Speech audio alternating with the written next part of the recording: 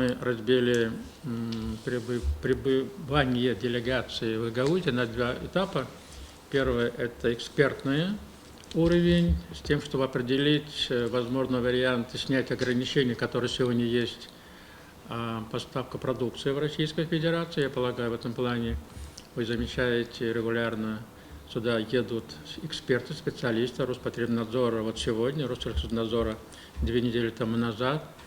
Параллельно это региональные контакты. У нас в ближайшее время будут делегации Гагаузии по развитию региональных связей.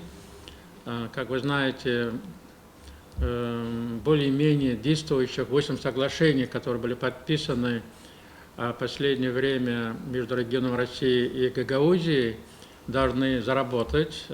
По некоторым уже есть план мероприятий. Допустим, недавно приезжал делегат с Московской области, по некоторым только разрабатывается. И уже готовы ехать в несколько регионов, направить делегации с точки зрения определения предмет сотрудничества в сфере торгово-экономической и в том числе в гуманитарной сфере.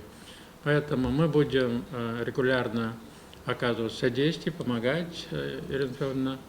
Никаких вопросов здесь у нас нет. Мы работаем согласованно не только с вами, согласованно с центральными властями кишиневскими, то есть органами исполнительной власти Республики Молдова.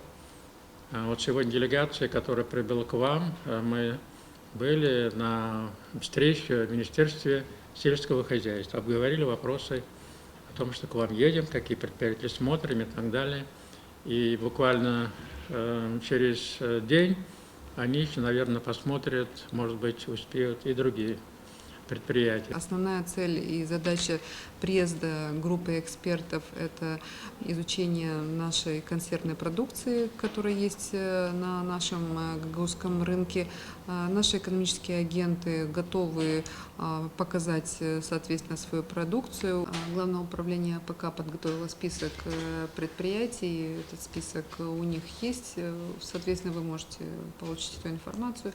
И четко по всем тем предприятиям, которые изготавливают консервную продукцию, на выбор наших специалистов, которые приехали, они посетят. Мы встречались уже не один раз, мы стараемся согласовать те наши качества, которые подошли под стандарты именно Российской Федерации. И думаю, что постепенно мы добьемся этих вопросов. И, наконец-то, наша продукция более-менее начнет поставляться в Российскую Федерацию, потому что мы прекрасно знаем, что именно сельхозпродукция в Гагаузии является нашим основным компонентом в бюджетной сфере.